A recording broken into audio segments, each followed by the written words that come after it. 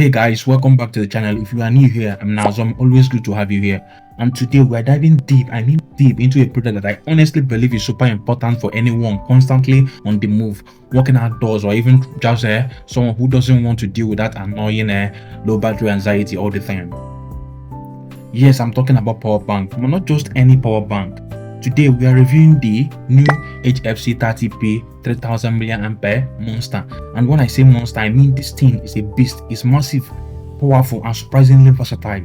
This video is going to be detailed and long form. I want to take my time, walk through everything so that by the end you will know exactly whether this is the right choice for you or not. So do me a favor, sit back, relax, and grab a snack or a drink, maybe even plug in your headphone while you eat, and let's get into the video.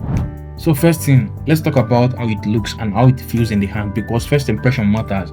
When you first pick it up, you immediately notice the weight. This thing is solid and it makes sense, and I mean we are talking about 3000 mAh of capacity here, so obviously it's not going to be light, but the weight doesn't feel cheap or uncomfortable. It actually feels solid, like you are holding something that is well built and can take a bit of beating. It's the kind of thing you don't mind tossing into a backpack because you know it's going to survive. So design wise, it's really simple but still stylish. It has that all black finish with this color orange accent that add a bit of pop, not too loud, just enough to make it stand out. And right on the top there's a digital display that I absolutely love. It shows the exact battery percentage, like literally 100, 76 and 40, even to 20, not just vague dots or blinking lights. That means you are never left guessing how much charge is left. You can plan your usage properly, especially on trips during power outage. Also, and let me say this, the surface has a slightly textured feel. It's not smooth or slippery, so it actually helps with grip. And I've packed it up with sweaty hands and it didn't feel like it was going to slip out. So yeah, in terms of design, I would call it clean, functional, a little bit stylish, and very practical. Alright, now let's talk about the port, because this is where things get really interesting, and also where a lot of people tend to get confused when buying a power bank. On the top side, you get a multiple ports, and I mean multiple. They don't hold back, so here's what you got. You have two regular USB-A ports. These are labeled out 1 and out 2, and they are what most people use to charge their phones, tablets, or other gadgets. And then you've got Type-C port, and this one is super important. It works for both input and output, which means not only can you charge your device from it, you can also use it to charge the power bank itself. And finally, yes, we are still going. You've got two micro USB input labeled in 1 and in 2, so if you are someone who still has a bunch of older cables lying around, you are totally covered.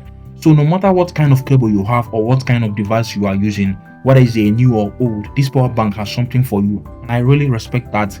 I think the designers sat down and said, look, people have different setup, let's make this as compatible as possible, and they did exactly that. Now let's get a little bit technical, but don't worry, I'll break it down in simple terms.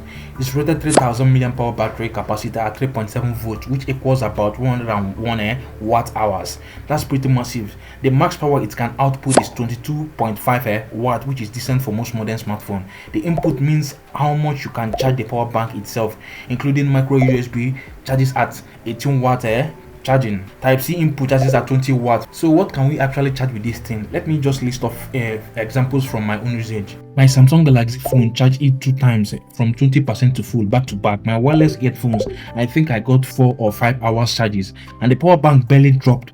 I even topped off my Bluetooth speaker during some plays and some outings, and it worked great. Tablets, no problem. My laptop, well, it depends if your laptop charges with USB-C and doesn't require more than 22.5 watts, you are good, but most larger laptops need way more juice, so it might not work for those. Now for the real test, how does it perform day to day? Like I mentioned earlier, I took this thing out with me for a weekend trip. I was out, no power socket, just me and this power bank, and it totally saved the day. I charged my phone fully twice. My headphones didn't die at all because I kept topping them off, and even with that, I still had juice left. The Type-C port is definitely the fastest. I noticed, and I could get it from 10% to 60% in under 30 minutes on my phone. That's fast enough to get you back to business or fun. And here's another important thing, it doesn't get hot. A little warm, sure, but never scary hot. That tells me they have handled dissipation pretty well. Charging the power bank itself, yeah, I won't lie, that takes time. With a normal charging, it takes me to 7 to 8 hours, but once I used to proper fast charging, it dropped to around 4 to 5 hours. Still long, but not terrible considering how massive the battery is. Should you buy the new Age FC30P? Here's my honest take. If you're someone who needs backup power, not just want it but needs it, then yes, 100% go for it. It's ideal for people who travel often, students who are always on the go, for folks living in areas with unreliable power supply or anyone who uses multiple devices throughout the day. But if you are just looking for something light and small to top off your battery once in a while, it's a powerhouse, so get only if you actually need that kind of power. Price wise, for what you are getting, a reliable performance, steady build, fast charging, tons of ports, it checks out all the right boxes for me. So yeah, I'm very happy with it, and definitely I recommend it. Thank you so much for watching till the end. If you found this helpful, don't forget to like the video, comment your thoughts or questions below, and subscribe if you haven't already. I've got a lot more tech content coming your way, and I will see you in the next video.